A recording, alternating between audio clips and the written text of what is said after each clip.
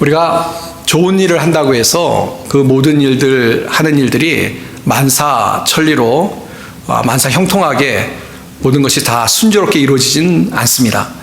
우리가 암만 선한 일을 한다 할지라도 그 선한 일을 하는 가운데 항상 이 방해가 있고요, 회방꾼이 있기 마련입니다.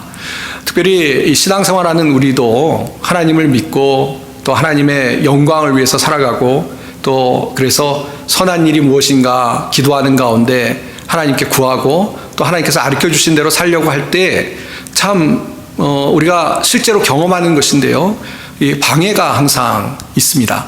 그래서 우리의 어떤 영적인 성장을 못하도록 방해를 하고요, 또 우리가 계획하고 하려고 하는 일들에 이 회방이 있어서 그 일을 하는데 힘들고 또 경우에 따라서는 너무 힘들어서 그래서는 안 되는데요, 때로는 포기하고 싶은 마음이 들 때도 분명히 있습니다. 우리가 잘 아는 것처럼 영국의 윌리엄 위버퍼스라는 훌륭한 사람이 있었습니다. 이 사람의 그 공헌 중에 하나는 영국이 노예 제도를 가지고 노예 제도를 통해서 이 돈을 벌면서 실제로 사람들의 인권을 무시하고 했을 때 이 노예 해방에 앞장섰던 사람입니다.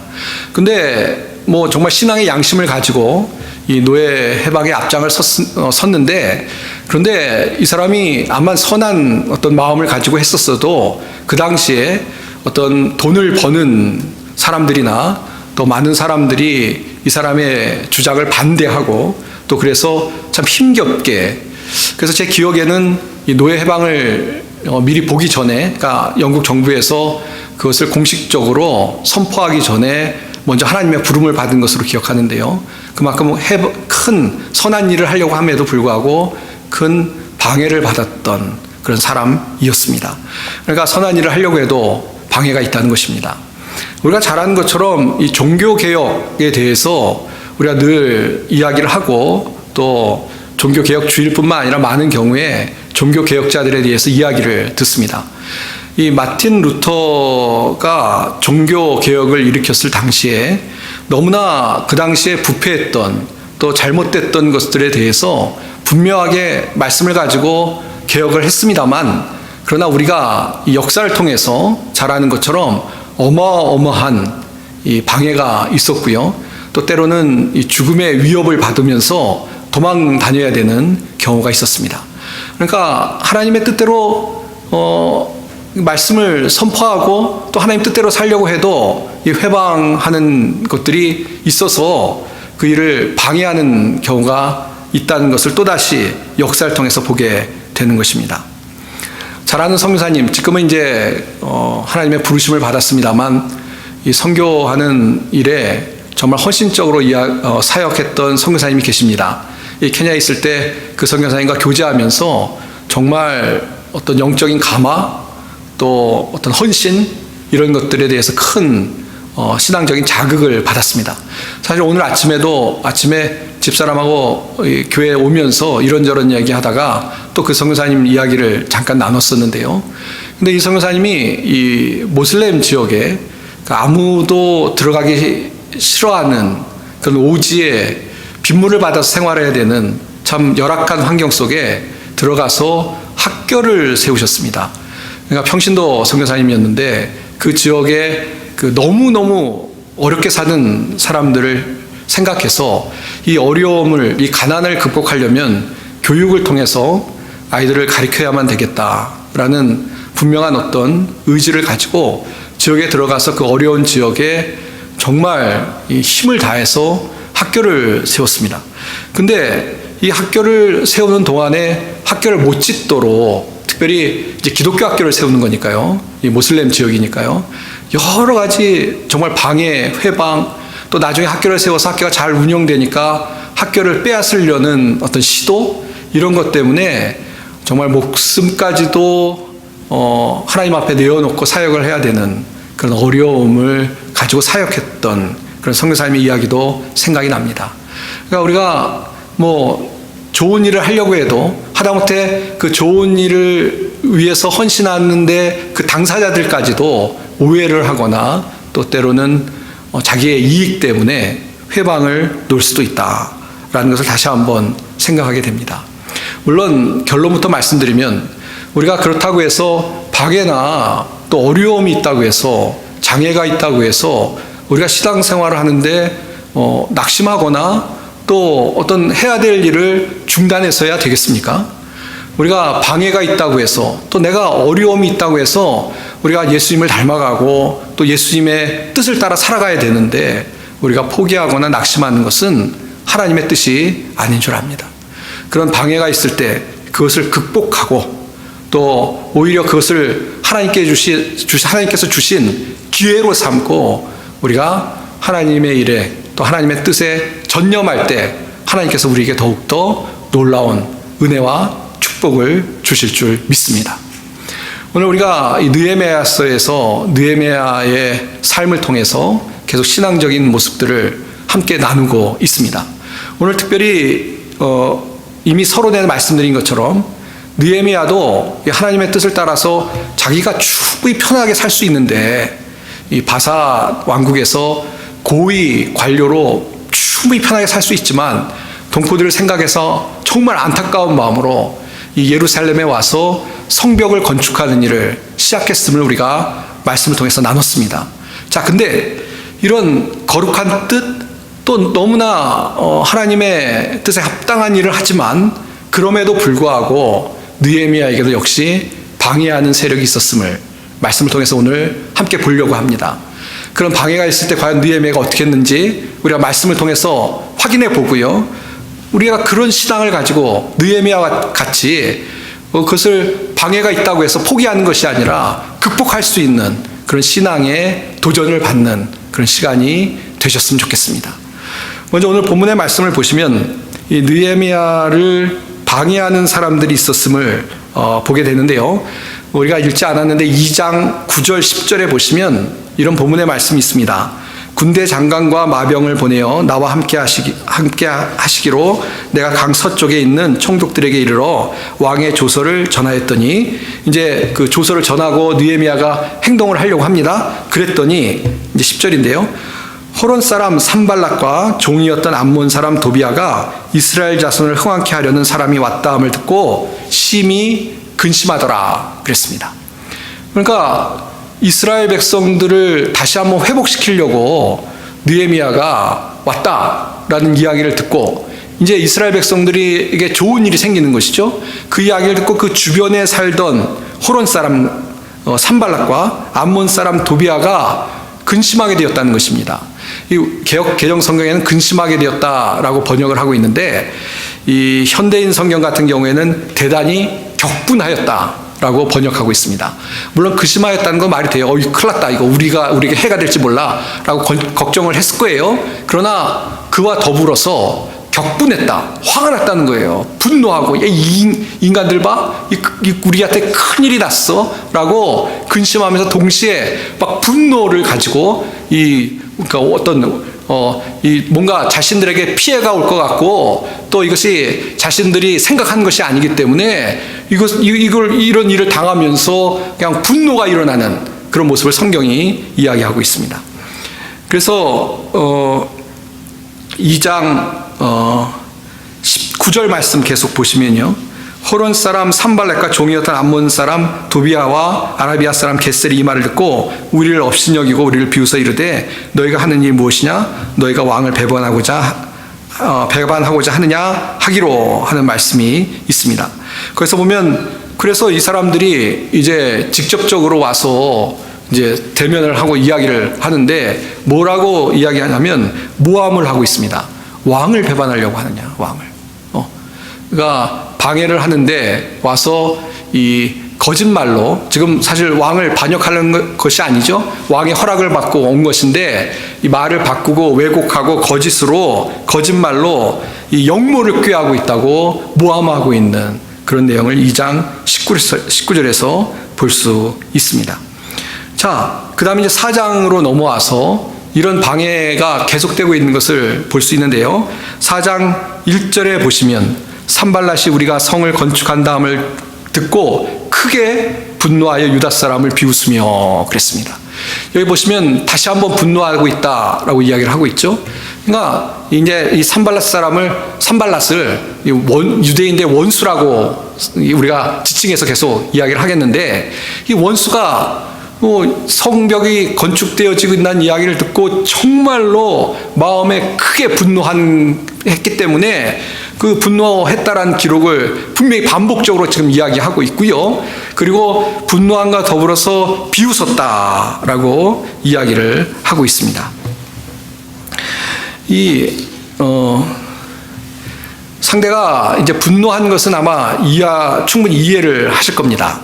너무 이제 유대인이 잘 되는 것에 대해서 싫어하는 것이죠. 그리고 그런 상황이 일어난 것에 대해서 정말 화가 머리끝까지 치민 그런 모습을 우리가 성경을 통해서 보게 되고 충분히 이해할 수 있습니다. 원수니까요. 적이니까요.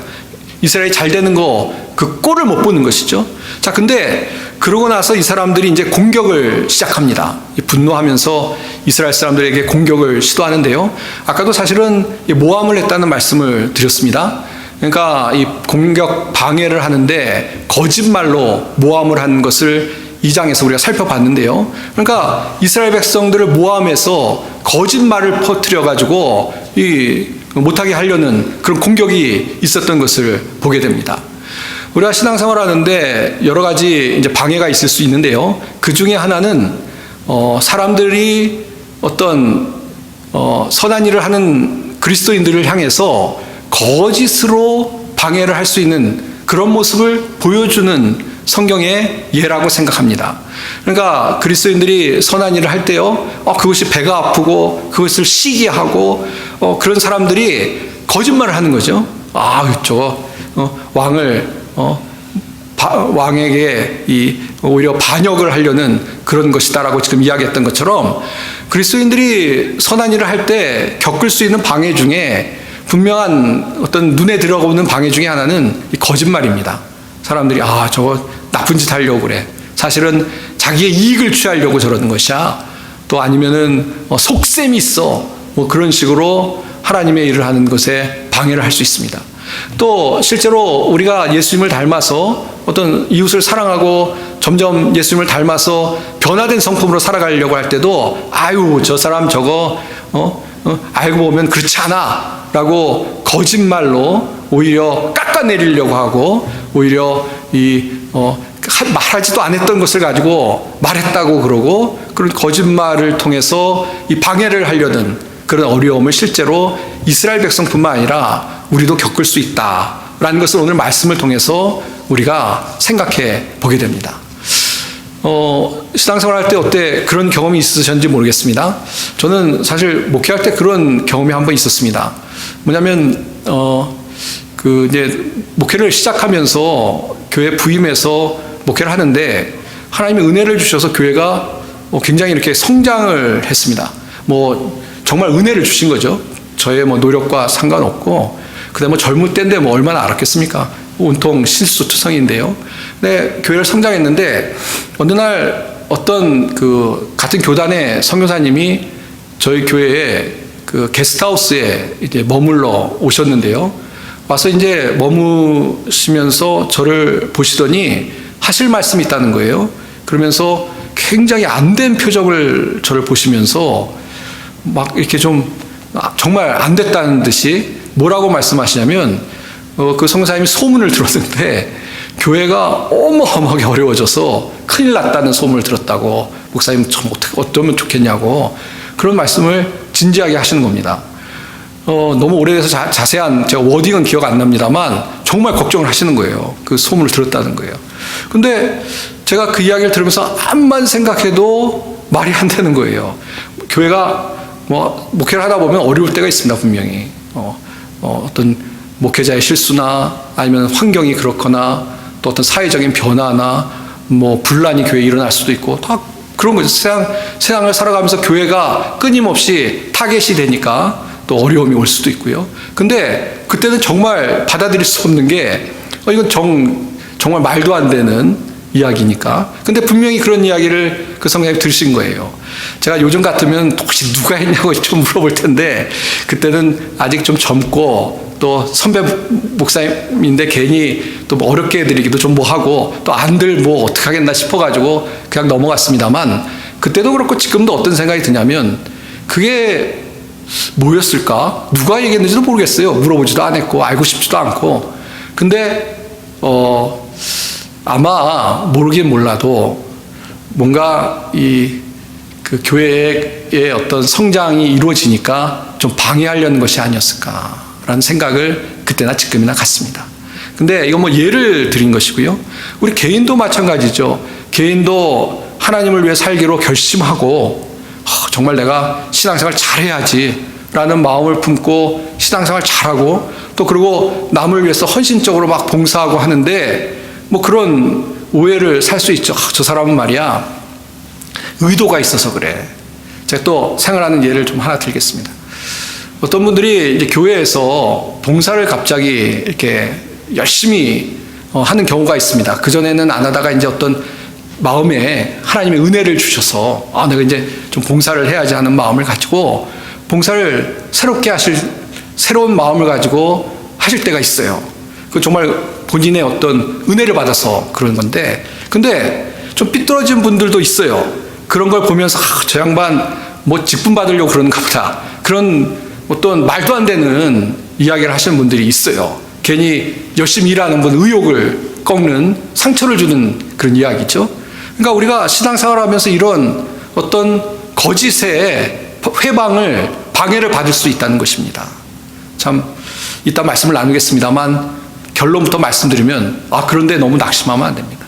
그런 방해에 휩쓸리고 그런 방해에 너무 부정적인 마음을 갖고 소극적으로 되면 본인만 손해다라는 것을 우리가 분명히 기억해야 되겠습니다. 자, 그 다음에 아까 4장 1절에 보셨습니다만 특별히 오늘 느헤미야에서는 이 적의 방해가 있는데요. 어떤 방해를 하냐면 심리적으로 공격을 합니다. 어떤 심리적인 공격을 하면 4장 1절에 아까 보시면 비웃었더라 라는 말씀이 있죠. 이 비웃었다라는 이야기가 나오면서 2절, 3절, 4절까지 계속 보면 이 상대가 이스라엘 백성들이 성벽을 쌓는 일에 대해서 이 비웃고 조롱하는 걸 통해서 이 일을 못하도록 회방하고 있는 것을 볼 수가 있습니다. 그래서 이 4절에 보시면 이 느헤미야가 하나님께 기도하는데요. 뭐라고 기도하냐면 우리 하나님이여 들으시옵소서 우리가 업신여김을 당하고 있습니다 라고 기도하고 있습니다. 그러니까 원수가 와서 업신여기는 거예요. 조롱하는 거예요. 무시하는 거예요. 그 일을 통해서 못하도록, 하나님의 일을 못하도록 회방을 하고 있는 그런 내용을 성경에서 볼 수가 있다는 것입니다. 그렇습니다. 이 말씀 보시면요. 뭐라고 그러냐면 야 너희들이 하는 게 견고하게 만들겠냐? 제사를 드리려는가? 하루의 일을 다 마치겠느냐? 불탄 돌을 흙무더기에서 다시 일으키려 하겠느냐? 라고 하면서 거기 보면은 여호가 올라가도 곧 무너질 것이다. 여호가 올라가도 그 성벽 너희 쌓은 거 다 무너질 거야 라고 하면서 별거 아닌 거 한 거 다 소용없고 의미 없는 것이고 그리고 제대로 못할 것이라고 그런 식으로 조롱하고 있는 원수들의 조롱을 볼 수가 있다는 것입니다. 우리 신앙생활 할 때 원수들이 그렇게 우리도 역시 조롱할 수 있다라는 것을 보여주는 하나님의 말씀이라고 생각합니다. 우리가 정말 하나님의 일을 귀하게 여기고 또 하나님의 일을 위해서 막 그렇게 열심을 다하는데 그거 아무것도 아니야. 그거 별거 아니야. 너 노력해봤자 네가 얼마나 한다고, 네가 뭘 할 수 있는데 이런 식으로 우리를 조롱하고 비웃으면 우리가 사실 낙심하기 쉽죠. 이 미국의 유명한 하나님의 사람 중에 무디 선생님을 항상 이야기합니다. 우리가 잘 아는 것처럼 어마어마한 미국의 영적인 각성을 일으킨 위대한 하나님의 사람이었습니다. 그러나 잘 아시는 것처럼 이 무디 선생님은 교육을 제대로 받지 못하신 분이었습니다. 제가 정확하게 모르겠어요. 초등학교 중퇴인지 아니면 초등학교만 졸업했는지 아무튼 그 언저리셨던 것 같아요. 그러니까 아무래도 학벌이 짧으신 거죠. 그래가지고 그 당시에 무디 선생님을 공격하는 사람들 중에 학벌 문제를 실제 이야기하는 사람들이 있었습니다. 어느 정도였냐면 이 무디 선생님이 설교하고 내려오면 어떤 분들은 무지 선생님이 설교하는 중에 문법적으로 도대체 몇 개나 틀렸는지 워낙 많이 틀리시니까요.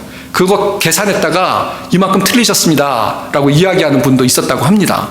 그러니까 듣는 어떤 무지 선생님은 그 어떤 방해, 회방일 수 있죠. 사역한테 자꾸 그런 거 가지고 아이고 그것밖에 안 되고 뭐 이런 식으로 하니까 회방일 수 있었을 것입니다. 분명히 방해가 오는 것이죠.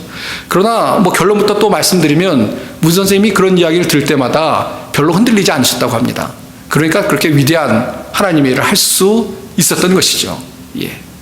그러나 우리가 무지 선생님은 아니고 우리는 약하고 연약한 사람들이니까 때로는 어떤 그런 조롱과 야유가 올 수도 있는데 네가 무슨 자격이 있다고 목사를 하고 네가 무슨 자격이 있다고 직분자를 하고 또 한 것도 이거 별것도 아니고 그런 식으로 우리가 방해를 받을 수 있는데요. 그때마다 이것이 하나님으로부터 온 것은 아니고 이 방해이고 여기에 물러서서는 안 될 것이다 라고 우리가 생각을 해야만 할 것입니다. 자, 이렇게 심리적인 공격뿐만 아니라 실질적으로 물리적인 어려움도 있었습니다. 이 8절 말씀 보시면요. 다 함께 꾀하기를 예루살렘으로 가서 치고 그곳을 요란하게 하자 하기로. 이게 누가 얘기하자면 원수들이 이렇게 이야기한 것입니다. 원수들이 뭐라고 얘기하냐면 가서 치자, 물리적으로 공격하자라고 이야기를 했다는 것입니다. 11절도 보시면요. 우리의 원수들은 이르기를 그들이 알지 못하고 보지 못하는 사이에 우리가 그들 가운데 달려들어가서 살육하여 역사를 그치게 하리라고. 여기는 살육이라는 단어로 번역을 하고 있죠. 직접 가서 공격을 해서 죽이자는 것입니다. 일하는 사람 다 죽여서 그 성벽을 완성하지 못하도록 만들자라고 말 그대로 살벌한 그런 이야기를 지금 하고 있습니다. 그러니까 물리적으로 정말 일을 방해하고 못하도록 하겠다라는 그런 위협이 있었던 것입니다. 우리가 신앙생활 하는데 좋은 미국에 살고 있기 때문에 이런 물리적인 어려움은 크게 안 받고 있는 것 같습니다. 그러나 아직도 전 세계 많은 나라들에서 예수님을 믿는다는 것 때문에 핍박을 받고 또 그것 때문에 어떤 속한 공동체 사회에서 쫓겨나기도 하고요. 또 어려움을 겪기도 하는 것이 사실입니다. 아까 서론에 말씀드린 성교사님도 그 모슬렘 지역에서 학교를 할 때 진짜 어려움이 많으셨습니다. 학교를 빼앗기 위해서 여러 가지 협박과 또 어려운 상황이 벌어지기도 했고요. 그런 환경 속에서 정말 그 회방 속에서 낙심했더라면 학교를 빼앗기실 수도 있었을 것입니다. 그러나 감사하게도 담대히 나아갔을 때 그 방해 가운데도 학교를 지키고 오히려 그걸 통해서 하나님이 역사하시는 걸 통해서 더 많은 어떤 간증들을 하시는 것을 보았는데요. 어쨌거나 우리가 살아가는 동안에 여러 가지 그런 어려움을 직접적으로 당할 수도 있다라는 것을 우리가 기억해야 되겠습니다. 신앙생활 한다는 것 때문에 핍박받지 않는 것은 너무 감사한 것입니다. 그러나 또 누가 알겠습니까? 우리가 신앙생활 하는데 우리에게 어떤 손해가 올 수 있는 상황 속에서 내 믿음을 지키고 내가 정말 하나님 뜻이라고 하는 것을 행할 때 손해가 올 때 내가 손해가 와도 정말 주님의 말씀을 지키겠느냐라는 생각을 해보고 담대한 믿음으로 그런 방해 속에서도 하나님의 주시는 말씀을 붙잡고 나아가겠다라는 믿음으로 살아갈 수 있는 그런 우리가 되어야 될 줄 믿습니다. 자, 이미 방해를 이야기하면서 함께 말씀을 드릴 수밖에 없는 말씀을 드려서 좀 그렇습니다만 느헤미야가 어떻게 이런 방해를 잘 대응했는지 좀 잠깐 살펴보도록 하겠습니다. 먼저 아까 4장 4절 말씀 봤는데요. 거기 보시면 우리 하나님이여 들으시옵소서라고 무엇을 하고 있습니까? 기도하고 있는 모습이 나타납니다. 지난주도 말씀드렸습니다만 우리가 어떤 어려움을 당했을 때 어떤 방해가 우리 삶에 나타났을 때 사람들이 우리를 모함하고 일을 못하도록 회방하고 때로는 내가 알지 못하는 일이 나서 지연되는 것 같고 그렇게 힘들 때 무엇을 해야 되겠습니까? 먼저 하나님을 바라봐야 될 줄 믿습니다. 느헤미야가 하나님을 바라보고 기도하고 있죠. 하나님 우리의 업신여김을 또 살펴보십시오. 우리를 도와주십시오. 하고 하나님을 의지하고 기도하는 느헤미야의 기도를 보면서 우리도 어떤 방해나 어려움이 있을 때 하나님을 바라보고 의지할 수 있는 믿음으로 살아가는 우리 성도님들이 다 되시길 바랍니다. 빌립보서 4장 6절에서 7절 말씀 잘 아실 텐데요. 아무것도 염려하지 말고 오직 모든 일에 기도와 간구로 너희 구할 것을 감사함으로 하나님께 아뢰라. 그래야 모든 지각에 뛰어난 하나님의 평강이 그리스도 예수 안에서 너희 마음과 생각을 지키시리라. 우리가 어려움을 당할 때 기도하라고 말씀하십니다. 하나님을 의지하고 하나님을 바라보고 기도하라고 말씀하십니다. 우리가 어떤 회방과 방해 속에서도 먼저 하나님을 의지하고 기도할 수 있는 믿음의 사람들이 다 되어야 될 줄 믿습니다. 사도행전에 보면 초대교회가 실제로 핍박을 받죠. 근데 그 핍박을 받을 때 거기서도 마찬가지입니다. 사도행전 4장 29절에 보시면 주여 이제도 그들의 위협함을 굽어 보시옵고 기도하고 있습니다. 하나님, 우리가 위협을 당하고 있습니다. 우리를 살펴봐 주십시오. 라고 기도하고 있는 모습을 볼 수가 있는 것입니다. 이 느헤미야서 그 4장에 보시면 계속 이런 하나님을 의지하는 부분들을 분명히 이야기하고 있습니다. 4장 14절 보시면요. 내가 돌아본 후에 일어나서 귀족들과 민장들과 남은 백성에게 말하기를 너희는 그들을 두려워하지 말고 지극히 크시고 두려우신 주를 기억하고 너희 형제와 자녀와 아내와 집을 위하여 싸우라 하였느니라. 여기 보면 뭡니까? 걱정하지 말라고 백성들을 타일르고 있습니다. 타일르면서 뭐라고 타일르고 있냐면 그 적을 두려워하지 말고 지극히 크시고 두려우신 주를 기억하라고. 주를 기억하라고. 주님을 기억하라고. 그러니까 느헤미야의 마음에는 하나님을 의지하는 마음이 분명히 있었고 하나님을 의지하면서 하나님 앞에 나가서 기도하는 그런 느헤미야의 모습이 있었고 백성들에게도 우리를 지키실 하나님을 의지하라고 하나님을 기억하고 하나님 앞에 나가 기도하라고 했겠죠. 그렇게 하나님의 말씀으로 위로하고 있는 것을 볼 수가 있습니다. 그 4장 20절에도 보시면요. 너희는 어디서든지 나팔 소리를 듣거든 그리로 모여서 우리에게로 나아오라. 우리 하나님이 우리를 위하여 싸우시리라 하였느니라. 백성들을 위로하고 또 믿음으로 선포합니다. 뭐라고 선포합니까? 하나님이 우리를 위해서 싸우실 것이다. 물리적인 위협이 있지만 하나님이 우리를 지키시고 우리를 위해서 싸우실 것이다. 라고 분명한 신앙의 고백을 하고 있는 것을 볼 수가 있습니다. 그렇습니다. 제일 신앙생활에 중요한 것은 우리가 하나님을 바라보는 것입니다. 우리가 어떠한 환경과 처지를 당했을지라도 환경을 보는 것이 아니라 하나님을 바라보고 하나님을 의지하는 것이 우리의 신앙의 중심이 되어야 될 줄 믿습니다. 그렇지 않으면 사실 우리가 하나님의 자녀이고 또 신앙으로 살다고 하면서 또 믿음으로 산다고 하면서 우리의 믿음이 뭡니까? 도대체 뭘 믿는 것입니까?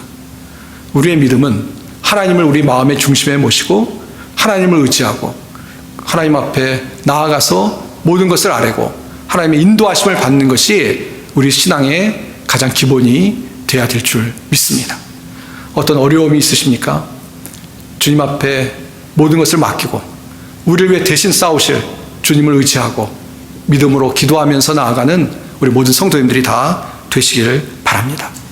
자, 근데 이렇게 기도만 하고 끝났느냐? 그렇지 않습니다. 지난주에 사실 균형을 말씀드렸죠. 이게 참 중요한데요.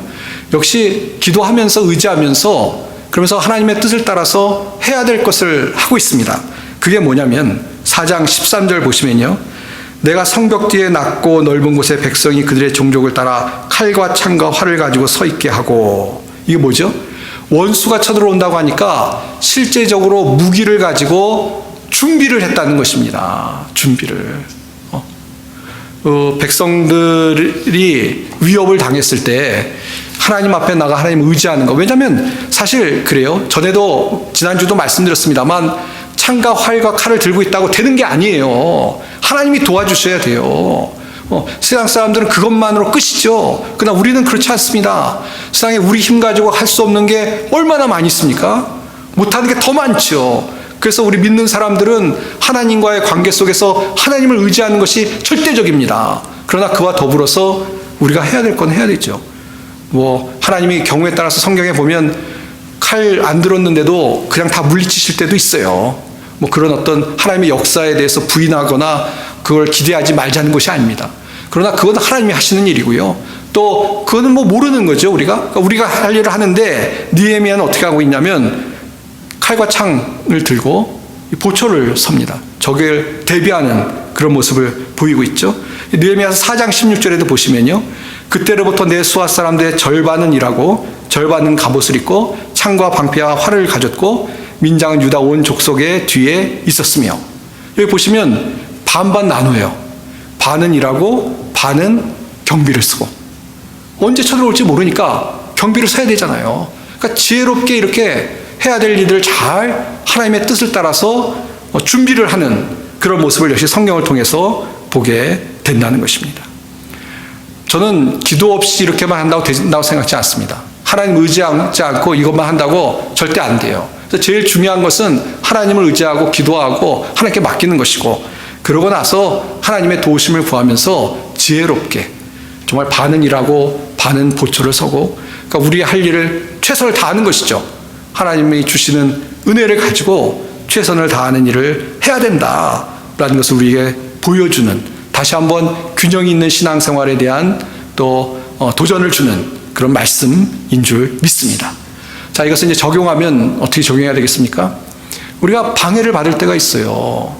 우리가 신앙생활하는데 특별히 어려운 일이, 장애가 있을 수 있습니다. 만사형통하면 얼마나 좋겠습니까? 저도 그랬으면 좋겠어요. 아무 인생 하는 것마다 다 성공하고 투자하는 것마다 다 돈 벌고 그냥 건강은 항상 건강해서 아프지도 않고, 그럼 얼마나 좋겠습니까? 그러나 제가 사기는 못 칠 것 같아요. 예수 믿으면 그렇게 된다라고 사기는 못 칠 것 같습니다. 전에도 한번 말씀드린 것 같은데, 케냐에 있을 때 한번 이 바이블 아카데미에 축사를 부탁받아서 가서 축사를 하는데 무슨 이야기를 할까 그러다가 그런 이야기를 해야 됐다는 생각 들었습니다. 뭐냐면 이제 현지 목사님들이 목회를 현장에 나가는 거잖아요. 이제 여러분 큰일 났습니다. 여러분, 누가 졸업하면 내가 교회를 세우면 성도들이 구름대처럼 몰려오고 내가 설교 한 번 하면 3,000명씩 회개하고, 그런 생각으로 나가시면 그렇지 않습니다 라는 이야기를 했더니 다 웃더라고요. 다 우리가 아는 거잖아요. 다 아는 거잖아요. 물론 그럴 수도 있죠. 예외는 항상 있으니까. 그러나 그걸 일반화할 수는 없지 않습니까? 오히려 대부분의 경우에는 인생에는 난관이 있습니다. 난관이 있습니다. 어려움이 있습니다. 하다못해 나쁜 일을 하면 어려움이 더 많고요. 좋은 일을 해도 어려움이 있습니다. 예수님을 닮아가는 것이 쉬운 일입니까? 내가 오늘부터 예수님 닮아야지. 내 성품도 예수님 닮은 성품으로 살아야지. 뭐 하나님을 사랑하고 이웃을 사랑하라고 했으니까 그대로 살아야지. 그렇게 결심했더니 그 다음에 모든 게 만사천리입니까? 내가 누구에게 가서 사랑합니다 고백하고 했더니 그 사람이 막 감동하고 눈물 흘리고 그렇습니까? 그런 경우도 있지요. 아닌 경우도 많습니다. 이 사람 얘 뭐해? 라고 놀리기도 하고요. 그만하라고 그러고요. 아니면은 오히려 봉 잡았다라고 이용하기도 합니다. 이용하기도 해요. 이거 내가 땡 잡았네라고. 저 사람은 말랑말랑하니까 예수 믿는다고 하면서 말랑말랑하니까 내가 좀 이용해야지 라고 이용할 수도 있어요. 다 우리를 회방하는 것이죠. 아니면 오늘 말씀처럼 무시할 수도 있습니다. 자, 그런 방해가 올 때 어떻게 해야 되겠습니까? 오늘 말씀을 기억하고 힘낼 수 있는 성도님들이 되시길 바랍니다. 먼저 하나님을 의지하는 것입니다. 하나님 앞에 가지고 나가십시오. 기도하시고 하나님이 나를 위해 싸워주십시오. 기도하시고 그럼 하나님께서 우리와 함께 하실 줄 믿습니다. 함께 하실 것입니다. 그리고 어떻게 합니까? 또 우리가 할 일은 해야죠. 지혜롭게. 그러니까 아무 생각 없이 순진무구한 것만으로는 안 되고 뱀처럼 지혜롭게 하나님이 주신 지혜를 가지고 하나님의 일을 처리할 수 있는 그런 우리가 되어야만 될 줄 믿습니다. 또 그렇게 살아갈 때 방해를 극복하고 정말 선한 일들을 이룰 수 있는 믿음의 사람들이 다 될 줄 믿습니다. 이제 말씀을 맺겠습니다. 이 조지 휘필드라는 목사님이 계셨습니다. 영국에 하나님의 사람이었는데요. 특별히 이 영적 각성 운동의 중심이셨고 이 설교자였습니다. 사실 조지 휘필드는 유명한 설교가셨는데요. 근데 이분이 유명한 것 중에 하나가 이 노방에서 그러니까 이 실내가 아니라 이 밖에서 어떤 집회를 하는 분으로 유명했는데, 근데 이 확성기가 없었던 당시에 막 이 노방 바깥 야외에서 한 5만 명 넘는 관중을 하게 설교도 하고 그랬었다고 해요. 그러니까 대단한 분이셨죠, 그 당시에. 근데 이게 어떤 재밌다고 표현하는 건 제가 좀 그런 것 같고요.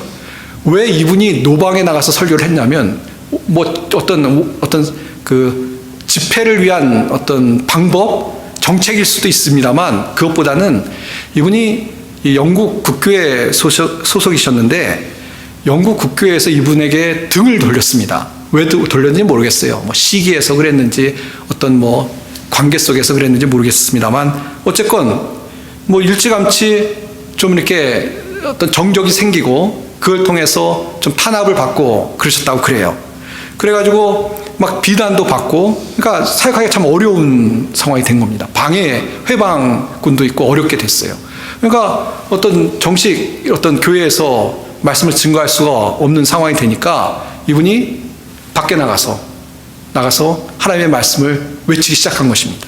그리고 그렇게 오히려 그걸 통해서 밖에서 외치니까 더 많은 사람들이 모이고 외칠 수 있게 돼서, 그래서 하나님의 어떤 위대한 사람으로, 설교가로 하나님의 말씀을 증거하는 일에 쓰임을 받았다라는 이야기가 있습니다.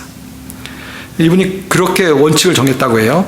자신을 비난하는 자에게 절대 응수하지 말 것, 논쟁에 가능한 휘말리지 말 것, 그리고 복음의 전체적인 진리를 선포하는 것을 중단하지 말 것, 이렇게 세 가지 원칙을 정하고 방해가 있고 어려움이 있었지만 계속 말씀을 증거하는 그런 사역을 했다고 합니다. 그러니까 방해는 다 있어요, 그렇죠? 우리 신앙생활하는데 어려움은 있어요. 그러나 거기에 낙심하지 말고 오히려 뭐 조지 휘필드처럼 이거 어떻게 헤쳐나갈 수 있을지 기도하면서 또 하나님께 지혜를 구하고 또 하나님을 의지하고 나아갈 수 있는 그런 믿음의 사람들이 다 돼야 될 줄 믿습니다. 사랑하는 성도 여러분, 이번 한 주간도 살아가는 동안에 뭐 어떤 일이 생길지 아무도 모르죠. 그러나 어려운 일이 생겨도 하나님 의지하고 기도하면서 또 하나님이 주신 지혜를 가지고 모든 일을 감당하며 나갈 수 있는 우리 모든 성도님들이 다 되시기를 주님의 이름으로 축원드립니다. 기도하겠습니다. 하나님 아버지, 감사합니다. 오늘 말씀을 통해서 저희들에게 용기를 주시는 말씀을 주시니 감사합니다. 하나님, 어떠한 신앙생활에 방해가 올지라도 그 장애물을 뛰어넘는 우리 살아가는 성도들이 다 될 수 있게 도와주시옵소서. 때로는 우리가 영적으로 성장하는 것을 방해하는 어려움도 있습니다. 또 하나님의 일을 방해하는 것도 있습니다. 그러나 다 주님 의지하고 주님이 주시는 힘을 가지고 더 앞으로 전진해 나갈 수 있는 믿음의 용사들이 될 수 있게 복을 허락하여 주시옵소서. 이번 한 주간도 지켜주시고 은혜로 함께하여 주시기를 간절히 원하오며 우리 주 예수님의 이름 받들어 간절히 기도하옵나이다. 아멘.